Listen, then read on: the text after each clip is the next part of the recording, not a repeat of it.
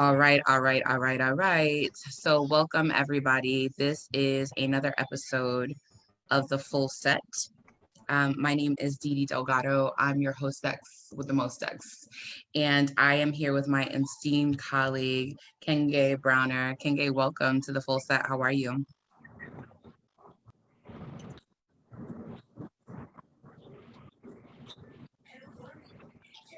I'm wonderful. How you doing, Didi? Mad late. Before we even get started, for like the past 3 years, I feel like I've been pronouncing your name so incorrectly, like beyond incorrectly. So that's actually gonna be my first question is, can we talk about your name? How is it pronounced and what does it mean? Yeah, so it means, well, it's pronounced Nkenge. So just like three short American words, inside, cane, like walking stick or sugar cane, and gay, like happy or expressive. And it really is just a West Canaan name for like first daughter. So it usually means like a girl with much responsibility. But the English translation, because Americans always need everything to have a direct translation, is brilliant. Thank you for that. Thank you, thank you, thank you. And so I'm gonna go ahead and read your bio so that folks know who the fuck you is and how we getting into it. So Nkenge Jazz Browner is an organizing director of Mothering Justice. And as an organizing director, Nkenge coordinates community conversations with moms of color to understand what the community needs are, using their life experiences to determine what we ask of legislators. Nkenge has an extensive background in community organizing. She served as a fundraising chair for Black Lives Matter Detroit. She co-organizes a national community baby shower that specifically serves Black mothers. And before coming to Mothering Justice, Nkenge was employed as a prevention specialist for intimate partner violence and advocated for trafficking survivors who experienced homelessness in Detroit. Nkenge believes that being a Black woman is a political experience within itself, and organizing mothers of color will create the equitable society that activists can only dream of. Nkenge, welcome to the Full Set, boo. Thank you. Glad to be here. Oh my goodness. So we talked about this off camera for a second, that from what I know of you and your online presence, what do you think the surprise is when you tell people that you work in policy and legislation? I think that folks assume that, one, that I'm not very smart based on like my chosen use of whatever language. And the reason I feel comfortable and I use so much AAVE in my writing and in my everyday speech is because I really learned and mastered the English language. And then I realized that it was like all just bullshit and pieces of stolen languages put together to create some nonsense. But I'm able to back my shit up, right? And so I think people need to put Black women in boxes. So if you speak this way, then you must be from this type of neighborhood, and therefore you have this type of job and this type of lifestyle. So I speak in a way that does not support what Black women have always been told. If you want to be successful, you have to look this way, wear your hair this way, speak this way. No one's going to allow you to come into their school or come into their building and talk like that. And then I show up, and I don't just break the stereotypes for like what white people have told us, also for what our grandmothers told us about how respectable we're supposed to be. I break the stereotypes that we put on ourselves. And the other Black women are also in the room like, but bitch, I wore a suit and you in here in a $10 Wish sundress. And it's like, yes, that's your bad. You're like, you mind your fucking business, bitch. Right. And I still love you. So I think the shock is there, but it's a shock about their own limitations and beliefs, right? The shock is not about me. Because I ain't did shit shocking, is that your own belief had you thinking you had to be a certain way. And now I'm breaking it down. So now you got to reevaluate what's real and what's fake in your life. Thank you. I'm muting myself as you talking so that way we can cut down on the background noise of you in the car and me and my little ones over here watching Yo Gabba Gabba. I don't know what the fuck is going on. So it's real life, right? It's real life. We in the midst of a pandemic and they just quiet. Okay. Like, you know what I'm saying? So on an average day, what do you prefer? Dick or donuts? And why did you entitle your self-published books as such? I mean, if the average day is great, I would get both. Twice in the morning. Yes. But okay, you gave me this situation. Donuts on the dick. Donuts are, because this was the thing. So I heard someone say a few years ago that they were on a diet of dick and donuts, right? And it stuck in my head, and I started to evaluate that, like, and this is where the title of my book came from. I started thinking about like drug use, right? What makes somebody like a crackhead is not that they do crack, but it's the behaviors. It's the dependency behaviors. It's the I'll do anything for this shit and whatever. And I was like, what is your crack, right? Because you don't do like crack rock, but what is your crack? And I was like, bitch, it's dick and chocolate. What is wrong with you? Like, you have no chemical dependency, but here you are, 3 in the morning, driving around Detroit with a dead phone and no GPS, right? And so all for the dick. and then it goes into like the food dependency, like the chemical balance. When I can't get what I want from like human touch or another person, then I go into binge eating and shit, right? And so it's like, what am I constantly looking for satisfaction from? Either dick or donuts, or dick and donuts, which are all great things in moderation, right? Everything's usually wonderful in moderation. And so it kind of came down to what is leading your life, dick and donuts. I appreciate the explanation because I was confused. I was like, I thought she was a lesbian. That's a lot of, I get that from a lot of people, and I always remind people, like, men think they own every fucking thing, right? They think they own dick, and it's like, you don't. Because what is this? A penetrative device usually used to enter a vagina. That is so many things. Relax on your dick, I have 4 dicks in the drawer by that definition. Period. And I have 14. Well, I have their own box, but like, I can't. That's the thing. And so a lot of people are always like, why did you say that? And it's like, because they don't own dick. They don't own masculinity. They don't really own shit, but the implied power that we give them. So dick is whatever you ride to satisfy you sexually. Some people don't like penetration at all. They still get their dick, whatever they call it, however they get it. Right. No, I appreciate that so much. As a femme lesbian, do you ever feel pressured to hyper perform femininity to counter like feminist and lesbian stereotypes? Like, I know as a fat person, I do this all the time. I have to be super femme, you know, I got all of this, you know what I'm saying? And my makeup and my pin curls just to like reverse the fat, like to add on to my personality, like, you know? Right. Or so that they can add the butt, like she's fat, but, or she's gay, but that bitch so pretty, ain't he? Like, exactly. And so usually like you about to start the sentence with some bullshit or something that you mean to be bullshit, but I need you to round it out with something nice, right?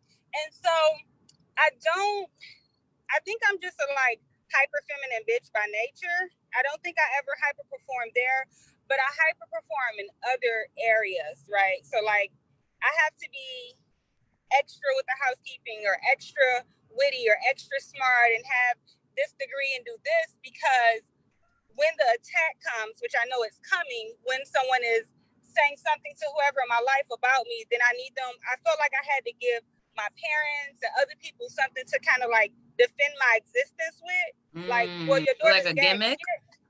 Yeah, like, well, she's gay, but she has a degree, or she has a great paying job, but she does this. So I do things, or I've done things in the past to add to that. But like when there's some internalized homophobia, some internalized femophobia that made me feel like, you know, well, maybe this can be attacked, or I didn't even question the attack. I just let it happen. And then I needed to add all this, but I'm really smart, you know, on the end of it. So. Yeah, no, I appreciate that framing. That means so much to me because it's like, you know, I hear that all the time. Like, you know, you 270, you 280, where? You're so fucking, it doesn't look like it. You're so pretty. Like, you know what I'm saying? Yeah. I don't know what that means. But I appreciate you explaining it from your perspective. Speaking of being fat, do you have a ritual for preparing and eating ramen noodles? Like, what flavor is your flavor? How many packets are you doing? What toppings? I just need to know all the things. Okay. So I'm going to tell you this. We got to go to my childhood about ramen noodles. So my mama grew up in foster repress care. Memories. Come on. Yes. So my mama grew up in foster care. She moved around a lot. And one of the homes that she stayed in for about 2 years, my mother ate ramen noodles for lunch and bologna for dinner for 2 years. Nothing else except what she ate at school. And so through her trauma behind that, when we were little, my brother and I were little, she didn't allow noodles in her house or bologna with the red thing around it because she just never wanted to see that shit again, right? And so that bar S bologna, right? We had some cousins who, like, their daddy had money. He worked at the plant and they lived in the burbs, right? And we would go to their house and they had ramen noodles. So in my childhood brain, I knew we were poor and we didn't have them, but my rich cousins did have them. So I thought ramen noodles were a very rich people, like fancy upper middle class food, right? Like my whole childhood, I was like, oh, I can't wait to go over there and get some of them fancy ass noodles, right? And we would look call at it this pasta. bowl. Look at these sticks. So I'm eating pasta and shit, right? And so that's when I first like got used to it. So when I moved out on my own and was like 19, 20, I'm like, these motherfuckers 30 cents. You can get a whole case of them, right? For $3. Exactly. And they never, like, it's not even real food. I don't know what I'm eating is great. So because I'm a health conscious fancy bitch, I use half the sodium pack, right? Obviously. I need my feet swollen. Shut up. Go ahead. I use half the sodium pack, 3 shakes of hot sauce, and curry powder. That's how I get, and I leave a little bit of juice at the bottom because I eat slowly and I like to like mix it up, keep them moist. Whoa. You Check keep your noodles moist? Netflix is racist. You keep your noodles moist? I do. I keep my noodles moist. I got to. I can't stand no dry. You raggedy ass bitch. Listen, you supposed to drain the water out of the noodles. No. You have drained the water out of the noodles. She said I keep it moist. Where the hot sauce gonna go? Where the hot sauce gonna go if you drain the noodles? Gone. You know. Go on, gourmet ramen. If I got some cold shrimp from like a leftover from the night before, I will throw that on top. Okay. All right. I see how you're living out here. So you once said that masculinity is not the sole possession of men. What did you mean by that?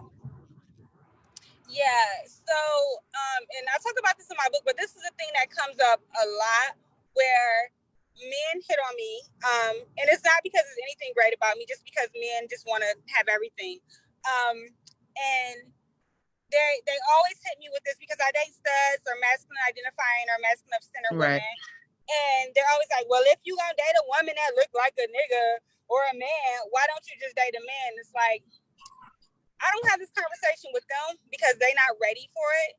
Okay. They have so little, right? they make such a small impact on this world that their belief is they have to hold on to something, and masculinity is their thing, right?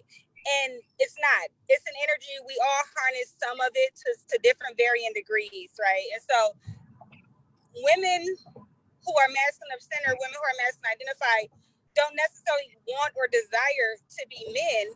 Their masculine energy is just at a more heightened state than we're accustomed to women being able to display, right? Right. And so men really don't want to let that go. Because you better preach that word for people who make assumptions. I'm just here to the Lord's.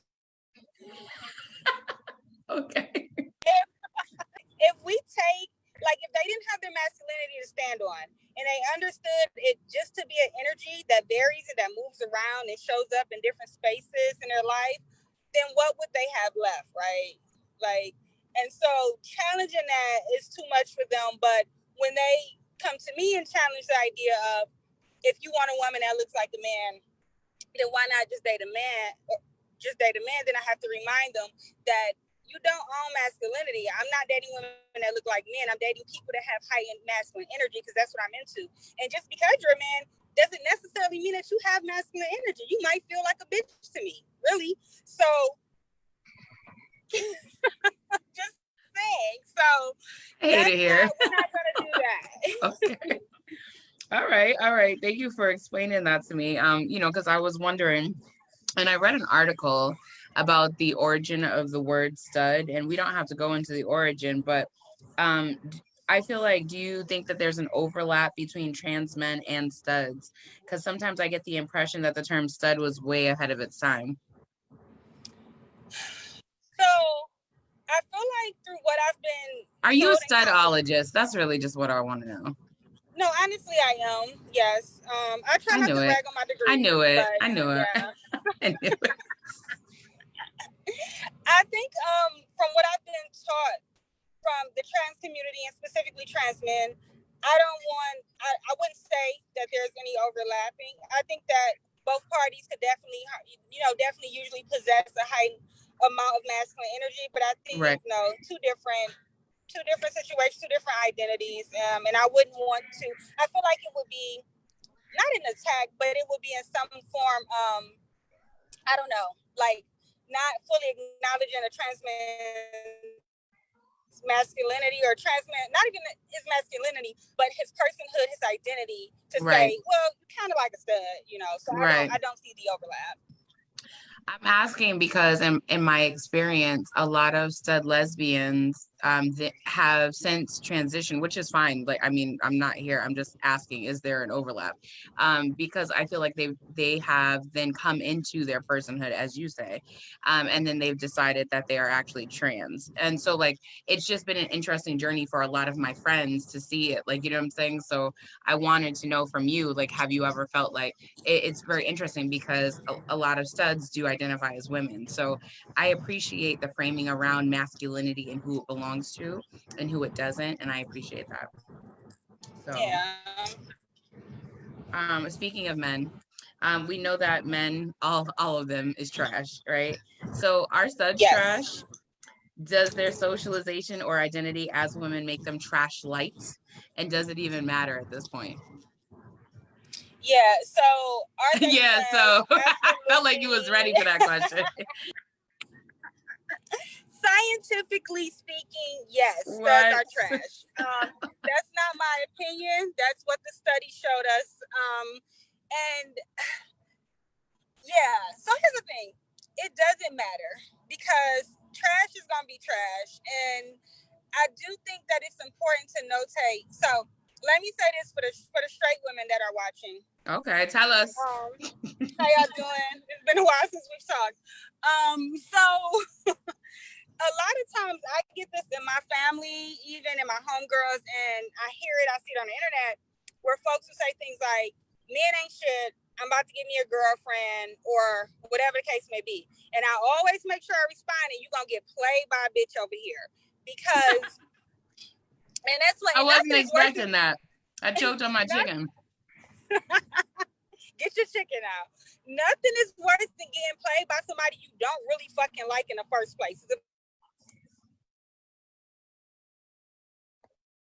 Absolutely, because what's trash is masculinity. That's what we're talking about. The masculinity in men is trash. The masculinity in women is trash.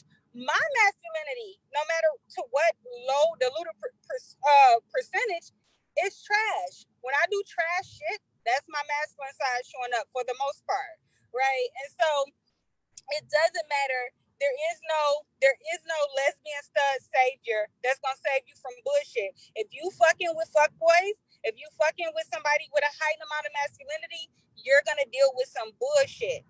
Some of it can be. I'm laughing because I'm like, shout out to the 4 studs I've dated. And I'm like, oh, you a nigga for real. You know what I'm saying? Some of it, they can grow out of it. It has to be their choice. No woman. I want to say this to both help women, but like alleviate us of this responsibility. No masculine person stops being trash because you that bitch. They stop being trash because at some point they don't want to be that nigga. That's it. It's nothing to do with you. It's nothing like, oh, I ain't do this for my last girl. I don't give a fuck about that story. Save it. I don't care. They change because they want to stop being trash. A word from our sponsors. And they decided, right? They don't decide it looking in your eyes. They decided when they at the strip club for the millionth time and realize, nigga, I'm at the strip club on Christmas Eve. This is fucked up, right? They learn it when their grandmother isn't around anymore, and they realize that like there's nobody that's gonna make their plate and keep it up or whatever, and keep it in the microwave until they get or home. give They them the realize big piece of chicken. Exactly. You don't get the big piece of chicken no more. When you go on family vacations and you get the back room because everybody else got families and you the last nigga that's talking about what's on the floor tonight because everybody's 40, okay? So that's when they decided. Not when they fucking you, not when they looking at, not even when they looking at their kids. None of that. It's in that moment where they by themselves and they realize maybe I don't want to be here. So what do I need to do on a logical level to not die like this? It's nothing to do with you, sis. This is wild to me. It's so wild to me. Like I had never considered that. Well, I have considered it. I've seen the conversations about how like people should stop separating toxic masculinity from masculinity, right? Because Yes. we're conflating the two things, and I just never thought about it that way. I actually shy away from a lot of the conversations surrounding masculinity because of my own identity. You know, everyone has always been like, you gotta be the nigga in every relationship. And I'm like, I do. You know what I'm saying? I'm very femme presenting, absolutely. But I got a dick too. I don't know. Like, you know, so I want to know I want to talk about your writing. Why did you decide to write? I know you told me why you named the book Dick and Donuts, but why did you decide to become a writer? You write a lot of genres for Black urban femme lesbians, right? And so like what does it like what in inspired you to start your writing career? Yeah, so I feel like most of the writing that's out about Black people is very historical and very like, you know, this is slavery or urban fiction. And then a lot of writing about queer people is very academic and very much, please accept me as a human being. And this is why you scientifically should see me as a human. And because I live with all of those so-called oppressive identities and all of that going on, I wanted to read something funny. I wanted to read something that related to me. I wanted to read something about lesbians that was not academic and not begging straight people to like view me in this heteronormative, acceptable way, right? And that's the other thing. Many queer writers and many Black writers, queer writers be writing for straight people all the fucking time. Black writers be writing for white people all the time. I didn't want to write for them. And at first, the folks that were going to publish my book, their thing was, well, you need to explain what a stud is, and you need to explain this. You're like, no, the fuck I don't. Exactly. And I ain't gonna, because you got Google, same Google as me. And if you don't know, then maybe this book isn't for you. But also, I've read plenty of fucking books that I had to go look up the term or whatever they were talking about because I wanted to know more about it. Exactly. That writer didn't bend for my identities. So if you want to know what's going on over here, if you're curious, if you want to get these jokes, if you want to get this theory, then you're going to Google, you're going to read, and you're going to have to figure it out. And so I decided, it was like, who's my audience? And that's also what led to the self-publishing, because the publisher's kind of thing was, if you're not going to bend, then we don't have an audience for you. And I was like, who is my audience? And my audience became 20-year-old me. What was the book I needed to read when I was 20? And I just wrote for her, and turns out it's a lot of 20-year-old me out here. So here we are.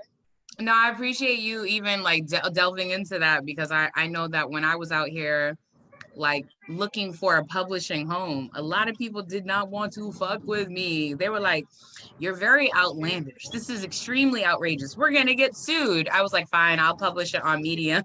And then the articles blew up and people were like, God damn it. Like, you know, so you're right. It is like you self-select your own audience. And I think that makes you a more powerful writer. And so, I just want to give a shout out to Free, because I haven't seen Free in a very long time. And thank you for joining the show. That makes me feel very warm on the inside. I'm not going to say why. Okay. What do you, I flirt terribly. What do you think the relationship is between the revolutionary writer and the revolutionary speaker? The person with the pen versus the person with the bullhorn. You couldn't hear me?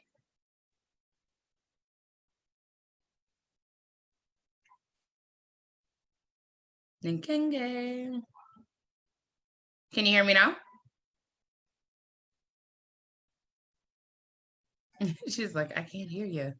Hold on, let me see what's going on your end.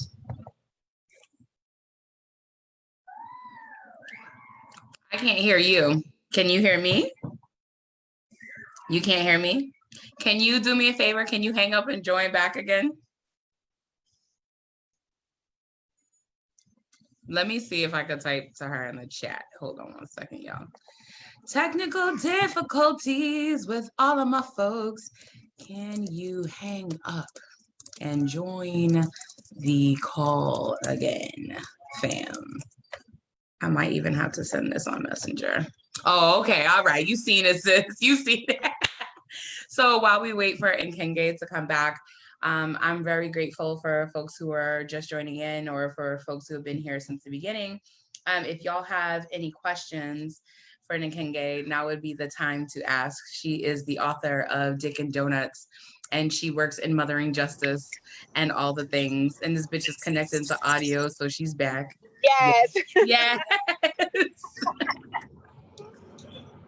Welcome back.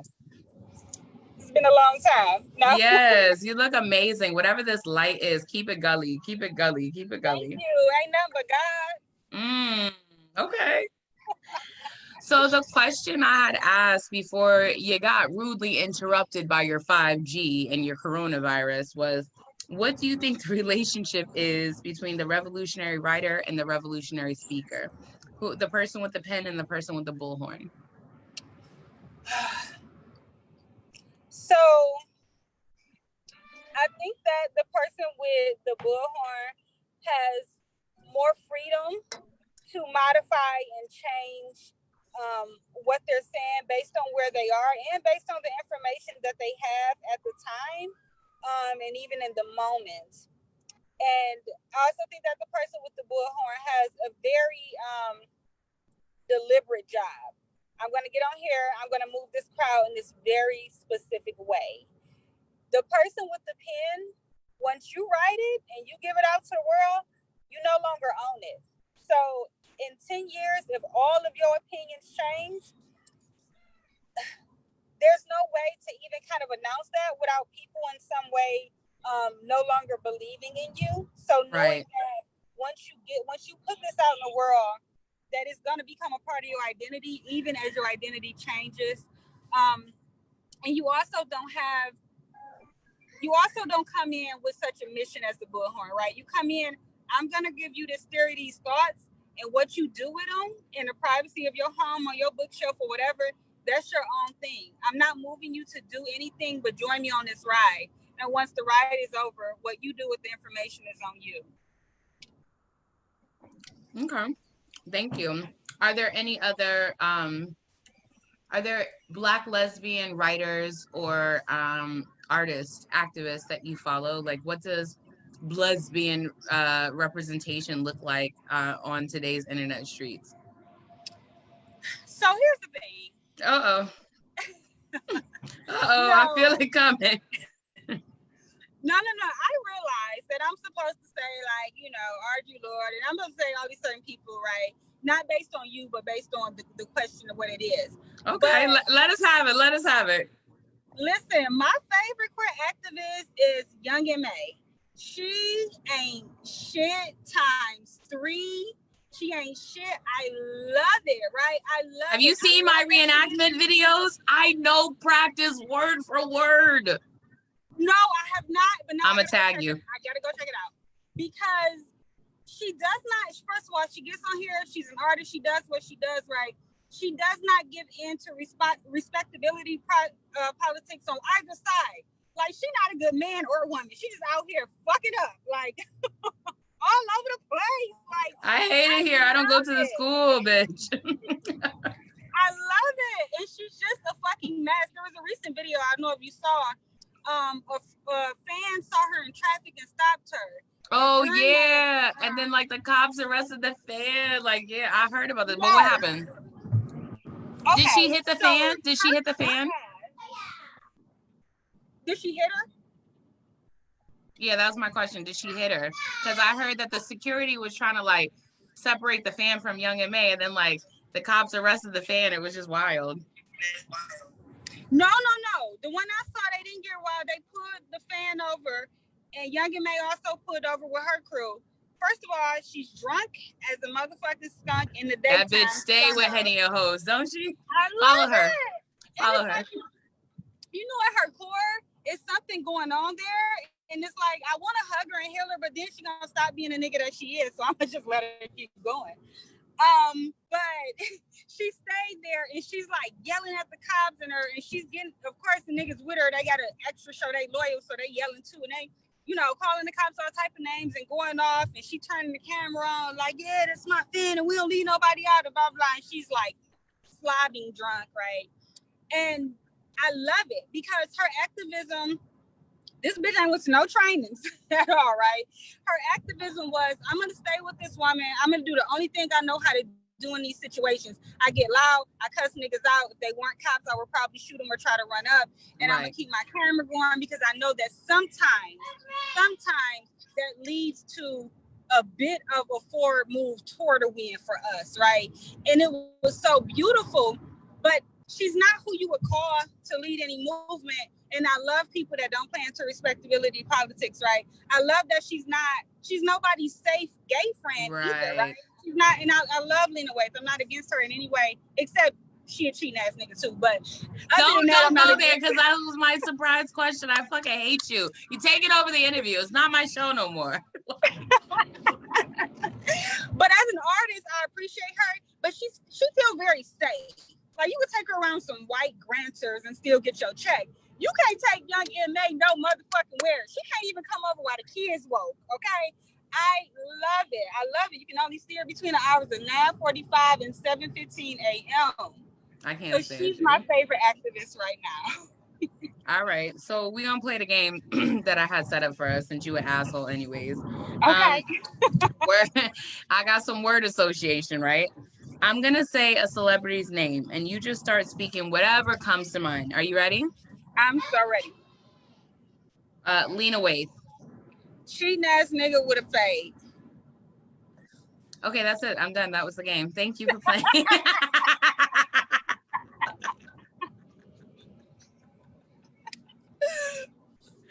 I didn't expect it to come in so smooth, nigga. Like... I told you I was ready. Oh my goodness. Do you have a superpower? Do I have a superpower? Yeah, I'm able to make studs think that my ideas are their ideas. What you mean? So, like, let's say I want to go on a trip, right? Right. I have a way of, like, talking to my partner and asking her something like, when is the last time you've been on a trip? You don't feel like you deserve one? And all of a sudden, she wakes up the next day and she's like, you know what we should do? And I'm like, what? Tell me your idea that you came up with all by yourself. I feel like you need to show me your ways. I've been trying to get the same dusty ass nigga to go to Myrtle Beach with me for like 4 years, so it's fine. It's fine. I got you offline. You got me offline? All right. Yeah. I think about something else you said when you were talking about Dick and Donuts. You had written a blog entry, and you were like, people make the assumption that's just because I talk shit about studs that I must be bitter or that I must be single. Are you single? I'm not single. I've been in a 2-year relationship. I know. I missed the window of opportunity. You was done with one relationship. I was like, hey, soldier. You're discriminatory against other femme folks, and I get it. I mean, I'm not judging you. It's fine. So you're in a relationship. You've been there for 2 years. What does love look like for a Black lesbian? Oh my God. Okay. Oh my God. Okay. I'm just gonna because what does it look like? What should it look like? And what does it look like for me are such different questions. Spill the beans, sis. Spill the beans. Yeah, I think for me right now in this space of my life, and this is the best relationship I've been in. I've been given the protection and the honesty and transparency that I need to be closer to myself, which has allowed us to be closer to one another, right? And so I've never had this much access to myself, my own thoughts, my own work, my own time, while in a relationship. So for me, that's what it looks like now. I need for you to repeat that. You said I never had this much access to myself. Yes. What do you think is this shift in that sort of freedom? Is it like, does your partner treat you differently than any relationship you have been in, or are you treating yourself differently? I think it's a combination because we were friends while I was married, and then I got a divorce. Scandal. No. No, What's I'm funny fucking is with you. but you know what's funny though? I love that it looks like scandal because back when we first started being friends, we would just like each other's Facebook posts and shit, right? That's how it started, don't it? So Pete, my ex, you know what I'm saying? She said one day we were arguing about something, I don't know what, and she just like goes off and was like, yeah, and that little light-skinned nigga with the tattoos on Facebook like you. And I didn't know who the fuck she was talking about, right? And so I like go on Facebook and I see a picture of Sahir. Now, I thought Sahir was much younger than she was. And I said, ain't nobody thinking about this young ass little girl. And I was done with it, right? And so after that, we started being friends and shit like that. I got a divorce, unrelated. But I love that. She's like, there's the clarity, y'all. Nosy ass bitches. Yes. But I love that I'm like in a bunch of Facebook pictures with the niggas that I told everybody not to worry about. You're like, don't worry. It's just the objects in the mirror are closer than they actually appear. Yes, bitch. Yes. Believe it. I'm glad to hear this because I feel like, like we're in the midst of a pandemic, in the midst of like uprisings, and like, I've been talking about a theme of finding pockets of joy, and I'm like so happy that you're finding yourself and that you're in a relationship that allows you the freedom to do so. So keep it up. I'm doing what I can. You doing what you can. I want to talk about your artistry. Nigga, when are you gonna send me my fucking coat? Listen, What I happened? ain't gonna lie to you. I ain't put a stick of paint on your fucking coat yet, but when I do, ain't it cute? It's a cute little jacket, ain't it? It's beautiful, and you sent me that shit with your beautiful car right before the world started to do what it's doing, and I put it's on my mannequin right now, and I was like, okay, shit gonna calm down. We can go back into the world, but you know what? I'm on it, and I need you to know I'm not judging you. I really want to talk about your art, though. A former associate of mine had introduced me to your art and was like, you have to see this because I feel like this describes who you are so much. And I was like, what? And so I'm like looking at your photos and I was like, this is beautiful. And I was gifted a jean. It wasn't a jacket. It was a long sleeve jean shirt, oversized jean shirt that said "Buy me a Basquiat." And bitch, I went out here with my pin curls. I had a bustier bra on, and I had that open with like high waisted leggings. You couldn't tell me nothing with some heels. I was telling every nigga, "Can you buy me a Basquiat?" Period. I saw the pics. Yes. So I just need that replicated ASAP. Thank you. So where can people find your art? So at this point, my art is very exclusive. You got to reach out to me, and I only make art for Black women. So you just got to reach out to me directly, and you can get it. Okay. And when did you start your pathway as an artist? So I've always done art, but when I went to college, my dad was like, art is not real, and if you want me to keep paying your car note, you need to pick a real thing. Oh, and wow. So I picked social. So I picked social work for car insurance, and just kept on taking art classes. And at some point, felt like art classes were kind of stupid. Like either you got it or you don't. Right. And then I started writing, but at the time, I was writing and I was in like bad relationships. And think about being a writer or being an outspoken Black woman in general. If you're with somebody who has a lot of weak spots, they're gonna continually try to like shrink you, right? So as a writer, I kept being shrank, and it would be like, oh, I'm gonna write about this. Like, no, that ain't gonna make you no money, or you need to write this way or write this way. And so I would paint because nobody kind of had an opinion about that. A lot of times people don't know what the fuck they're looking at paint anyway. They don't care enough. or think like if they don't get it, that it's going over their head. So painting was an area be really free in. And then I had all these fucking canvases that were just sitting there. And I also don't like to play into that like don't touch things and we just collect it and we don't like I like everything that around me to be alive and full of life. So it's like what do I do with this art? If I put it on clothes, then it's wearable art, then it has a life, it has a story. Like this might be the shirt that you like met your nigga in at the bar. You know what I mean? It won't be the canvas on your it won't be as a canvas on your wall. So I started making the art, the wearable art, Elijah Lane stuff, and putting it out into the world. I got a really good response, and and I kind of slowed down once I started writing because people are annoying about custom work. I like when people see something and they like do that. Okay, I can do what I did, but I can't do what you're thinking, and so the custom work kind of drained me a little bit. But when folks see the pieces that already exist, I've already done, I can always replicate and duplicate.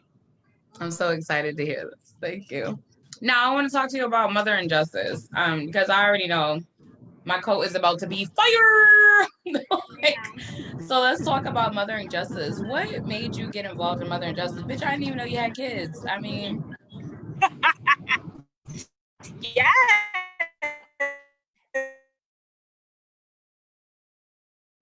I love that.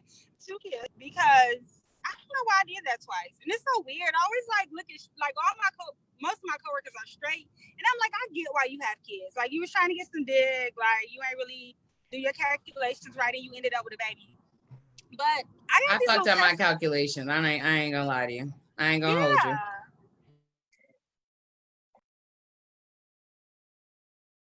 Here because their mama wanted some dick. I can't respect my journey because I went and paid for sperm first of all. Oh no, we losing your connection. Can you do me a favor? Can you repeat that? Right. First of all, I went and paid for sperm. Now I got these 2 little tests.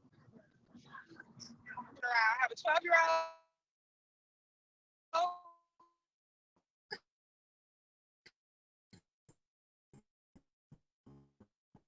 Nkenge, can you hear me? And a 5-year-old. Well, you gotta repeat all of that. Bitch, I don't know where the fuck you've been going that you've been in the car for 40 minutes. Okay? And you still driving. Where is you going? For about 4 hours. Well, 2 hours now. But I'm crossing state lines and shit. I'm going you better not have no weed on you. So you got to repeat the answer because you kind of went out in horrible. So I didn't know you had fucking kids, and what incited you to get involved in Mother Injustice? Yeah, so I was working at this place that had all white leadership, and I was very outspoken there because I was just myself, really. And for 2 years, I went to work thinking this gonna be the day I get fired, right? And what people don't know about like revolutionary women is that like, yeah, we strong and all that shit hot, but it's very tiring to wake up every day wishing a motherfucker would, like before you get out of bed good. My current situation, boo. You just wake up like, and I hope a bitch try me today. Like it's 6:15. I'm like, ooh, I hope he fire me. Right. And so I started walking around this white people job and saying every day as much as I could, I'm not working for white people no more. And I didn't know what that meant. I didn't know if that meant I was going to work for myself because, I'm not white people. I didn't know what that meant. I just kept saying, I'm not working for white people no more. I'm tired. And I would justify working for white people by saying, but my clientele is Black. The people I'm helping are Black. But I don't want to be burdened with whiteness either. You know what I mean? Like at some point, like I deserve the care and love that I give my clientele. So like, or people that I work with. So I kept saying I didn't want to work for white folks. I didn't even know Mother Injustice existed. And so this white woman tells me like, oh, I know a place where like a Black woman is running things. And, things can look very different to white people and Black people. So I didn't know to believe her that what she was seeing is what I would see when I went there. So I go on there and I look for a job that suits me. And I've been very blessed that I only take jobs that suit me, because if I'm not happy doing it, I'm not going to do it. Like, right, of course. I'm not that married to money. And so I was like, at that time, I wasn't the director, I was an organizer. And I saw organizer and I was like, with Black mamas, ain't no way. So I go to the interview and this woman with locks comes in and she got on just like a nursing t-shirt and some leggings and some flip-flops. And she's like, oh, I'm the ED. I'm like, bitch, of what? Right? You were like, of the janitorial services? Right. What's going on? So then she has this baby and she's interviewing me and she just starts breastfeeding. And she's like, so how you feel about this politically? I love Black femmes. She's like, right? Go ahead. She's amazing. And so I'm like, do I step out? What the fuck happens, right? Like in this moment. And she continues to talk and I talk, and it was over in 15 minutes. And I remember I got in the car and called my partner. And my partner was like, how did it go? And I was like, oh, I ain't get that shit. I was like, she didn't give a fuck, to the point she started breastfeeding and it was 15 minutes long, right? And I think 2 days later, they called me and told me I had the job. And I'm also like, I go on my interviews talking how I'm talking to you, so that when this comes up, niggas gonna be like, you changed. Like, no, I came here wild as fuck. You was like, you see me out here with my dress and my Black Lives Matter t-shirt. You better mind your business. That's what happened too. On the interview, this is when I knew the shit was over. She says, I hope this isn't weird, but I stalked your Facebook. And so I just laughed because I think, oh, you just called me to see if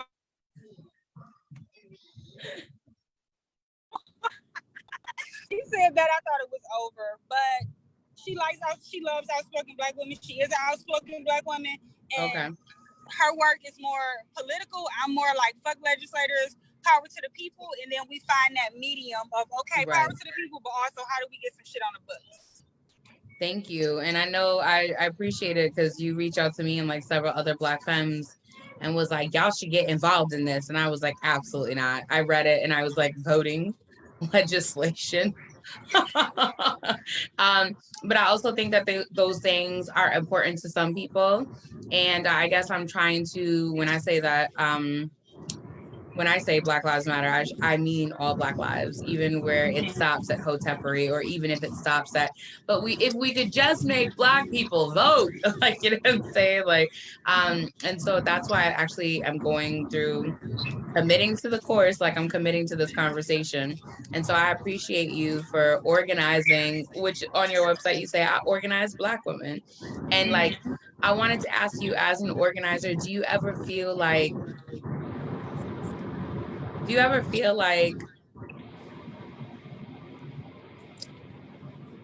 as an organizer, do you ever feel like somebody's always trying to like out organize you? Bitch, we ain't never spoken about. I just got questions. I don't know. I got questions. I feel like motherfuckers want to do what they think I do for the clout, and they want clout.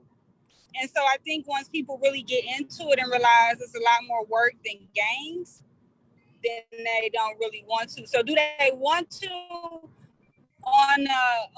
They think they want to, but deep down desires, they don't actually want to, you know.